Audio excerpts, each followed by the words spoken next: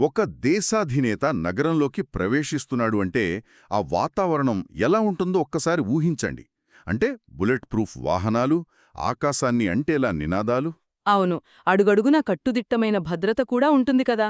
Exactly. సాధారణంగా అధికారమంటేనే ఒక పెద్ద ప్రదర్శన. కాని చరిత్రను మలుపు తిప్పిన ఒక రాజు దండయాత్రకు రాలేదు, కనీసం ఒక రథం మీద కూడా రాలేదు. ఆయన ఒక సాధారణ గాడిద మీద వచ్చాడు.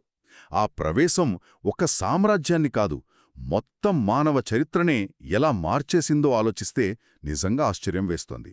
Welcome to L Shala books podcast. ఈనాటి మన చర్చ దేవుని ఉన్నతమైన పిలుపు మరియు ఆ విజయవంతమైన ప్రవేశం చుట్టూ తిరుగుతుంది. అవును, ఒక ప్రాచీన రాజు యొక్క అత్యంత నిరాడంబరమైన ప్రవేశం ఎలా ఒక గొప్ప ఆధ్యాత్మిక ప్రయాణానికి మార్గం సుగమం చేసిందో మనం విశ్లేషించబోతున్నాం. రైట్. అంచనాలను పూర్తిగా తలకిందులు చేసిన అద్భుతమైన ఘట్టం ఇది. అంటే ఈ కథ కేవలం ఒక రాజు నగరంలోకి అడుగుపెట్టడం గురించి మాత్రమే కాదు కదా. ఖచ్చితంగా కాదు. ఇది శతాబ్దాల నిరీక్షణకు దక్కిన ముగింపు, ఒక కొత్త అధ్యాయానికి నాంది అని చెప్పాలి. ఒక శక్తివంతమైన భౌతిక సామ్రాజ్యాన్ని స్థాపించడానికి కాకుండా అంతర్గతమైన పరివర్తన తీసుకురావడానికి వచ్చిన రాజు కథ. ఎగ్జాక్ట్లీ. రోమన్ సామ్రాజ్యపు ఉక్కుపాదం కింద నలిగిపోతున్న ఆ కాలపు ప్రజలు ఒక యోధుడి కోసం ఎదురుచూస్తున్నారు. కాని వారికి లభించింది ఊహించని శాంతిదూత. వావ్, అది చాలా గొప్ప పాయింట్. ఆ నిరీక్షణ ఎక్కడనింది మొదలైందో చూస్తే క్రీస్తుపూర్వం 5వ శతాబ్దంలో జకర్యా ప్రవక్త రాసిన గ్రంథంలో ఒక ఆసక్తికరమైన ప్రవచనం కనిపిస్తుంది. అవును, జకర్యా 9:9లో. రైట్. సియోను కుమార్తె, యెరూషలేము సంతోషించాల్సిన సమయం ఆసన్నమైందని, ఒక రాజు వస్తున్నాడని అందులో ఉంది. ఇక్కడ సియోను కుమార్తె అంటే ఎవరో కాదు, యెరూషలేం నగర ప్రజలనే ఆ పేరుతో పిలిచేవారు. వారెన్నో తరాలుగా మెస్సియా రాక కోసం ఎదురుచూస్తున్నారు కదా. అవును, ఆయన నీతిమంతుడు, రక్షణ గలవాడు అని వారికి తెలుసు. కాని ఆయన అత్యంత వినయంగా ఒక గాడిద పిల్ల మీద కూర్చుని వస్తాడని ఆ ప్రవచనం చెబుతోంది. అది ఆ కాలపు ప్రజలకు చాలా ఆశ్చర్యం కలిగించే విషయం. నిజమే. ఒకసారి నేటి పరిస్థితులకు దీన్ని అన్వయించుకుంటే, ఒక అగ్రరాజ్యపు అధినేత Z+ సెక్యూరిటీతో కాకుండా ఒక పాత సైకిల్ మీద వస్తే ఎంత విడ్డూరంగా ఉంటుందో కదా. అవును, చాలా విచిత్రంగా ఉంటుంది. సో ఈ రాజు ఉద్దేశపూర్వకంగానే గాడిదను ఎంచుకోవడంలో ఉన్న అసలు కారణమేమిటి? ఆ ఎంపిక వెనుక ఉన్న ప్రతీకాత్మకత చాలా బలమైనది. ప్రాచీన తూర్పు దేశాల సంస్కృతిలో రాజులు యుద్ధానికి వెళ్లేటప్పుడు లేదా గెలిచి వస్తున్నప్పుడు గుర్రాల మీద వచ్చేవారు. అవును, గర్వంగా యుద్ధాశ్వాల మీద వచ్చేవారు. గుర్రమనేది సైనిక బలానికి, రక్తపాతానికి సంకేతం. కాని గాడిద అనేది పూర్తిగా శాంతికి ప్రతీక. అంటే యుద్ధం చేయడానికి రాలేదు అని చెప్పడానికా? ఎగ్జాక్ట్లీ. ఒక రాజు గాడిద మీద వస్తున్నాడంటే ఆయన ఇస్తున్న స్పష్టమైన సందేశం ఒకటే: నేను మీమీద అధికారం చెలాయించడానికి లేదా రక్తం చిందించే యుద్ధం చేయడానికి రాలేదు అని. వావ్, అది ఆయన రాజ్యపు అసలు స్వభావాన్ని బహిర్గతం చేస్తోందన్నమాట. అవును, ఆయన స్థాపించబోయే రాజ్యం కత్తులతో వశపరుచుకునేది కాదు, హృదయాలను మార్చేది. అంటే ఆయన తాను తీసుకురాబోయే శాంతికి ఆ గాడిద ద్వారా ఒక దృశ్యరూపమిచ్చారు. పాలకుడు గుర్రం మీదొస్తే ప్రజలు భయపడతారు. అదే గాడిద మీదొస్తే దగ్గరవుతారు. రైట్. మరి ఆ ప్రజలు ఆయనను ఎలా ఆహ్వానించారు? వారు ఈ ప్రతీకను అర్థం చేసుకున్నారా లేదా అనేది గమనిస్తే మత్తయి మరియు మార్కు సువార్తల్లో ఒక సంఘటన కనిపిస్తోంది. యేసు యెరూషలేముకు వచ్చినప్పుడు జరిగిన సంఘటన. అవును. ప్రజలు దారిలో తమ వస్త్రాలను, చెట్ల కొమ్మలను పరిచారు. ఇది వింటుంటే ఆధునిక కాలంలో వీఐపీలకు వేసే రెడ్ కార్పెట్ స్వాగతం గుర్తుకొస్తుంది కదా. నిజంగానే అదొక ప్రాచీనకాలపు రెడ్ కార్పెట్ లాంటిది. మరిదొక ఆకస్మిక భావోద్వేగమా లేక దీనికేదైనా చారిత్రక నేపథ్యం ఉందా? అసలు ఎందుకలా చేశారు? ఇది కేవలం ఆ క్షణంలో పుట్టిన భావోద్వేగం కాదు. ఇశ్రాయేలీల చరిత్రను లోతుగా పరిశీలిస్తే 2వ రాజుల గ్రంథంలో యెహూ కథ కదా. అవును, ఏహూ రాజు అయినప్పుడు జరిగిన సంఘటన దీనికి అద్దం పడుతుంది. ఆనాడు ప్రజలు తమ వస్త్రాలను తీసి మెట్లమీద పరిచి బూరలూది ఆయనను రాజుగా ప్రకటించారు. ఓహో, అంటే వస్త్రాలను దారిలో పరచడం అనేది ఒక ఆచారమన్నమాట. ఎగ్జాక్ట్లీ. వారి సంస్కృతిలో ఒక వ్యక్తిని తమ ఏకైక పాలకుడుగా అంగీకరించడానికి ఉన్న అతిపెద్ద బహిరంగ ప్రకటన అది. తమ పై వస్త్రాలను ఆయన దారిలో వేయడం ద్వారా తమ విధేయతను ఆయన పాదాల వద్ద ఉంచుతున్నారని అర్థం. రైట్, యేసు యెరూషలేములోకి ప్రవేశిస్తున్నప్పుడు వారు ఆ ప్రాచీన ఆచారాన్నే పునరావృతం చేశారు. ఆ దృశ్యాన్ని ఊహించుకుంటేనే ఒక గొప్ప ఉత్సవంలా అనిపిస్తోంది. కాని ఇక్కడే లూకాసు వార్తలో ఒక పదం నన్ను చాలా ఆలోచింపజేసింది. ఏంటది? ఆ ప్రజలు చేస్తున్న కోలాహలాన్ని చూసి కొందరు మతనాయకులు ఆక్షేపించినప్పుడు, ఒకవేళ ఈ ప్రజలు మౌనంగా ఉంటే ఈ రాళ్ళు కేకలు వేస్తాయి అని యేసు అంటాడు. అవును, లూకా 19:40లో ఉన్న మాట అది. అసలిది వినడానికి చాలా సినిమాటిక్గా అనిపిస్తుంది. రాళ్ళు కేకల వేయడమేమిటి? దీన్ని కేవలం విమర్శకులను నిశ్శబ్దం చేయడానికి వాడిన పదమనుకోవాలా?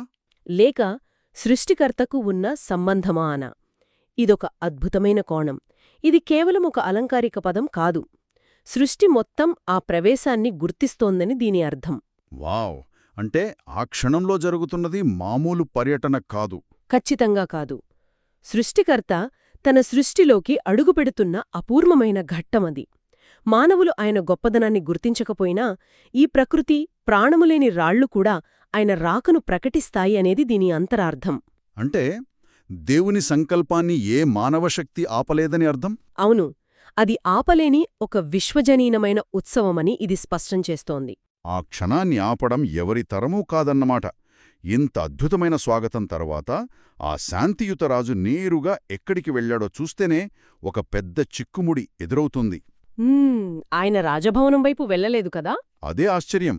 ఆయన రోమన్ అధికారుల వద్దకు వెళ్లి సింహాసనం గురించి చర్చించలేదు.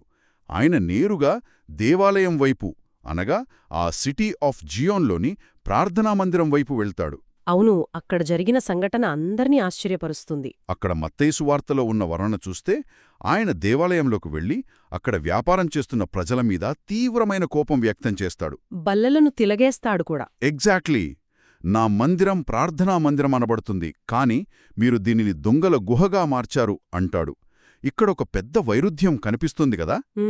అంటే శాంతికి రాజుగా వచ్చి కోపగించుకోవడం గురించా? అవును.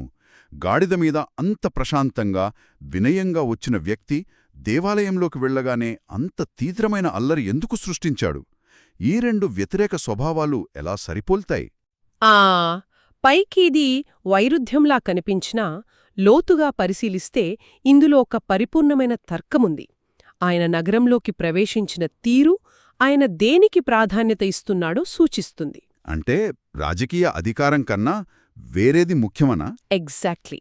ఆయనకు భౌతిక సింహాసనం కంటే ఆధ్యాత్మిక స్వచ్ఛత అత్యంత ముఖ్యం.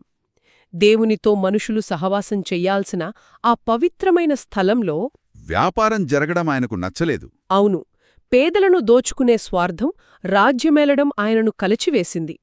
ఆయన శాంతికి రాజు అయినప్పటికీ పవిత్రత విషయంలో ఏమాత్రం రాజీపడడు అనేది చూపిస్తోంది. ఓహో, ఆ ఆగ్రహం వ్యక్తిగత ద్వేషం కాదు, వ్యవస్థలోని అవినీతిపై వచ్చిన పవిత్రమైన రోషమనమాట. కరెక్ట్. అసలైన శాంతి అనేది ఎప్పుడూ స్వచ్ఛత, న్యాయం అనే పునాదుల మీదే నిర్మించబడాలి. దొంగల గుహలో శాంతి ఉండదుగదా? దొంగల గుహలో శాంతి ఉండదు. వావ్! ఎంత బలమైన మాట. అంటే హృదయాల్లోని చెత్తను శుభ్రం చేయకుండా బయట శాంతిని స్థాపించడం సాధ్యం కాదనమాట.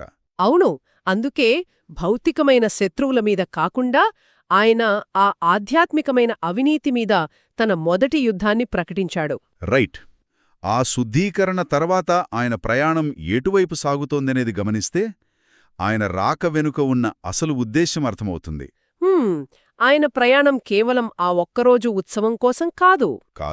హెబ్రీయులకు రాసిన పత్రికలో ఒక మాటుంది. యేసు తన ముందు ఉంచబడిన ఆనందం కోసం అవమానాన్ని లెక్క చేయకుండా శిలువను సహించి దేవుని సింహాసనం కుడిపార్శ్వమున కూర్చున్నాడు అని.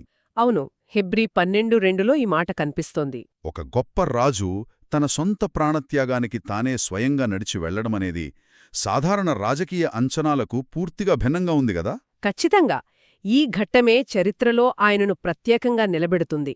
ఆ విజయవంతమైన ప్రవేశం యొక్క అసలు గమ్యం సింహాసనం కాదు. మరేమిటి? అది శిలువ. ఇక్కడే మనకు అసలైన త్యాగమంటే ఏమిటో అర్థమవుతోంది. ఆ యెరూషలేము ప్రవేశం వెనుక ఆయన ఎంచుకున్నది బంగారు కిరీటం కాదు, కంటకాల మకుటం. వావ్! అంటే విశ్వాసానికి ఆయనే కర్త మరియు దానిని సంపూర్ణం చేసేవాడు. అవును, ఆయన తన ముందున్న ఆనందమంటే తనకంటూ ఒక సామ్రాజ్యాన్ని నిర్మించుకోవడం కాదు, మానవాళి రక్షణ అనే ఆనందం కోసం. ఆ శిలువ మరణాన్ని స్వచ్ఛందంగా భరించాడు. ఎగ్జాక్ట్లీ. తన ప్రాణాన్ని తానే అర్పించడానికి నడిచి వెళ్లిన ఏకైక రాజు ఆయన. ఈ త్యాగాన్ని, ఈ లోతైన ఉద్దేశాన్ని ఆ సమయంలో ఆయన పక్కనున్నవారైనా అర్థం చేసుకున్నారా అనేది ఒక పెద్ద ప్రశ్న. శిష్యులు కూడా పూర్తిగా గ్రహించలేకపోయారు. అవును. కాని మార్కు సువార్త 14వ అధ్యాయంలో జరిగే ఒక సంఘటన చూస్తే అందరూ గ్రహించలేని ఒక సత్యాన్ని ఒక స్త్రీ ఎలా ముందే గ్రహించిందో అర్థమవుతుంది. అత్తరు పూసిన స్త్రీ కథ కదా. అవును. ఆ స్త్రీ ఆయన శరీరానికి సమాధి కోసం ముందుగానే అత్యంత విలువైన అత్తరు పూస్తుంది. అప్పుడు యేసు ఏమంటాడంటే, సువార్త ప్రకటించబడే ప్రతిచోట ఆమె చేసిన ఈ పని జ్ఞాపకం చేసుకోబడుతుంది అని అంటాడు. రైట్. అసలు ఆ రాజు ప్రయాణపు గమ్యాన్ని అందరూ ఒక రాజకీయ విజయంగా భావిస్తుంటే ఈమె మాత్రం అది మరణానికి దారితీస్తుందని ముందే గ్రహించి సత్కరించటం ఎంత గొప్ప విషయమో కదా. అవును. ఆ స్త్రీ చేసిన చర్యలో అపారమైన విశ్వాసం, ఇతరులకు లేని లోతైన అవగాహన దాగియున్నాయి. ఆ అత్తరు సువాసన కేవలం ఒక ద్రవం కాదు. మరేమిటి? అది భవిష్యత్తులో జరగబోయే త్యాగానికి ఆమె ఇచ్చిన ముందస్తు ఆరాధన.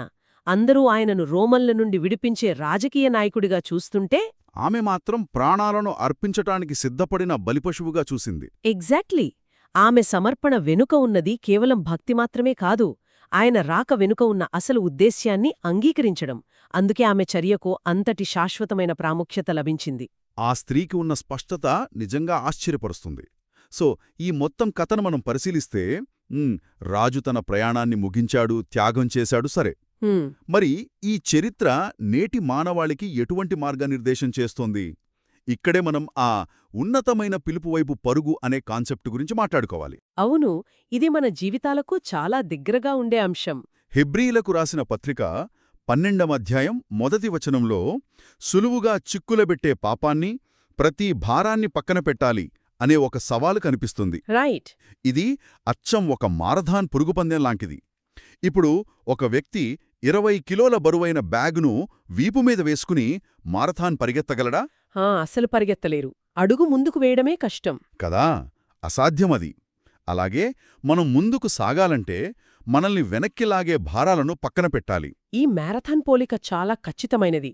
ఆసక్తికరమైన విషయమేమిటంటే చాలామంది తమ వీపు మీద ఆ 20 కిలోల భారముందని కూడా గ్రహించలేరు. అవును, అలవాటు పడిపోతారు దానికి. ఎగ్జాక్ట్లీ. గతంలోని వైఫల్యాలు కావచ్చు, కోపతాపాలు, లేదా తాము సాధించిన విజయాల తాలూకు గర్వం కావచ్చు, ఇవన్నీ మనల్ని ముందుకు వెళ్లనివ్వకుండా చేసే భారాలే. అంటే దేవుడు మనల్ని ఎందుకు పిలిచాడు అనే గమ్యం వైపు వెళ్లకుండా చేస్తాయి. అవును. రాజు యెరూషలేములోకి ప్రవేశించిన విధానం ఎలాగైతే సిలువ అనే గమ్యం వైపు సాగిందో, మానవ జీవితం కూడా ఒక లక్ష్యం వైపు సాగాలి అని ఇది వివరిస్తోంది. మనం ఫిలిప్పీయులకు రాసిన పత్రిక 3వ అధ్యాయంలో గమనిస్తే అక్కడొక స్పష్టమైన తీర్మానం కనిపిస్తుంది. పౌలు చెప్పిన మాటలు కదా. అవును. వెనుక ఉన్న వాటిని మరిచిపోయి ముందున్న వాటికోసం వేగిరపడుతూ క్రీస్తు యేస్సునందు దేవుని ఉన్నతమైన పిలుపు అనే బహుమానం కోసం గురివద్దకే పరిగెత్తుతున్నాను అనంటాడు. వెనట్టి చూస్తూ ముందుకు పరిగెత్తడం ఏ రన్నర్కైనా ప్రమాదకరం. ఖచ్చితంగా. పదే పదే గతాన్ని తవ్వుకుంటూ కూర్చుంటే వర్తమానంలో అడుగు ముందుకు పడదు. మనం పరిగెత్తాల్సింది దేవుని ఉన్నతమైన పిలుపు కోసం. అవును. ఆ పరుగుకు ముగింపు ఎలా ఉంటుందో 2 తిమోతి పత్రికలో పౌలు రాసిన మాటలు వివరిస్తాయి. తన జీవితపు చివరి దశలో ఆయన ఒక మాట అంటాడు, నేను మంచి పోరాటం పోరాడాను అని. ఎగ్జాక్ట్లీ. నేను మంచి పోరాటం పోరాడాను, నా పరుగు ముగించాను, విశ్వాసాన్ని కాపాడుకున్నాను, ఇక మీదట నా కోసం నీతి కిరీటం ఉంచబడి ఉంది అని చెప్తాడు. నీతి కిరీటం. ఈ పదం వినడానికి చాలా బాగుంది, కానీ ప్రాక్టికల్గా ఆధునిక కాలంలో ఈ మారథాన్ పరిగెట్టే ఒక వ్యక్తికి ఈ కిరీటం అర్థమేమిటి? ఇది కేవలం చనిపోయాక లభించే బహుమానమా, లేక జీవితానికి సార్థకత అనా? ఆ నీతి కిరీటమనేది అంతిమ విజయాన్ని, దేవుని ద్వారా లభించే సంపూర్ణమైన గుర్తింపును సూచిస్తుంది. ఓహో, అంటే ఇది కేవలం కొందరికే పరిమితం కాదా? కాదు. ఇది కేవలం పౌలు లాంటి గొప్ప అపోస్తలులకు మాత్రమే పరిమితం కాదు. నీతిమంతుడైన న్యాయాధిపతి ఆ కిరీటాన్ని నాకు మాత్రమే కాదు, ఆయన రాకను ప్రేమించేవారందరికీ ఇస్తాడు అని పౌలు స్పష్టంగా చెప్పాడు. వావ్! అంటే ఈ ఉన్నతమైన పిలుపు అనేది ప్రతి ఒక్కరికీ ఉద్దేశించబడింది అన్నమాట. ఖచ్చితంగా. పరుగులో ఎన్ని అడ్డంకులు వచ్చినా భారాలను పక్కనపెట్టి విశ్వాసంతో పరిగెత్తే ప్రతి ఒక్కరికీ ఆ కిరీటం, ఆ సార్థకత వేచియున్నాయి. రైట్. ఇది జీవితానికి ఒక ఖచ్చితమైన ఉద్దేశాన్నిస్తుంది. సో ఈ మొత్తం ప్రయాణాన్ని ఒకసారి గమనిస్తే ఎంతటి అద్భుతమైన మార్పు కనబడుతుందో కదా. అవును, చాలా గొప్ప ప్రయాణమిది. ఒక రాజు అత్యంత వినయంగా సాధారణ గాడిద మీద వస్తాడు. రాజీ పడకుండా దొంగల గుహగా మారిన దేవాలయాన్ని తన పవిత్రమైన కోపంతో శుభ్రం చేస్తాడు. హ్మ్, తన ముందున్న ఆనందం కోసం అత్యంత కఠినమైన శిలువను సహిస్తాడు. ఒక స్త్రీ సమర్పణను శాశ్వతమైన జ్ఞాపకంగా మారుస్తాడు. చివరగా మనందరికీ ఒక ఉన్నతమైన పిలుపు వైపు ఎలా పరుగెత్తాలో మార్గం చూపించాడు. ఎగ్జాక్ట్లీ. ఆనాటి ప్రజలు పరిచిన వస్త్రాలు ఒక గొప్ప త్యాగానికి నాంది అయితే, ఈనాడు మనం పక్కన పెట్టే భారాలు దేవుని ఉన్నతమైన పిలుపుకు దారితీస్తాయి. ఆ రాజు ప్రవేశించిన విధానం ఎలాగైతే అంచనాలను తలకిందులు చేసిందో, ఆ పరుగు కూడా మనిషి తన జీవితాన్ని ఎలా జీవించాలో పునర్నిర్వచించింది. ఇది కేవలం వేగానికి కాదు, సహనానికి సంబంధించిన పరుగు. అవును. అయితే ఇదంతా విన్న తర్వాత మనందరం ఆలోచించాల్సిన ఒక కీలకమైన విషయముంది. పరుగును ముగించిన వారికి ఒక నీతి కిరీటం వేచి ఉందని మనం తెలుసుకున్నాం. హ్మ్, అలాగే ఆ రాజు రాకను ప్రకటించడానికి ప్రాణము లేని రాళ్లు కూడా కేకలు వేయడానికి సిద్ధంగా ఉన్నాయని విన్నాం. ప్రకృతి అంతా ప్రతిస్పందిస్తున్నప్పుడు మరి ఈ రోజున ఆ పరుగును వేగవంతం చేయడానికి మనం పక్కన పెట్టాల్సిన భారమేంటి? ఆ 20 కిలోల అదృశ్యమైన బ్యాగ్ ఏమిటి అని. ఎగ్జాక్ట్లీ. అది గతాన్ని గురించిన విచారమా, క్షమించలేని స్వభావమా? ఆ భారమేంటో గుర్తించి వదిలించుకుంటేనే పరుగు సులువవుతుంది. ఆ భారమేంటో దాన్నెలా పక్కన పెట్టాలో అనేది మీకే వదిలేస్తున్నాను. Thank you for listening and do subscribe to our channel for more.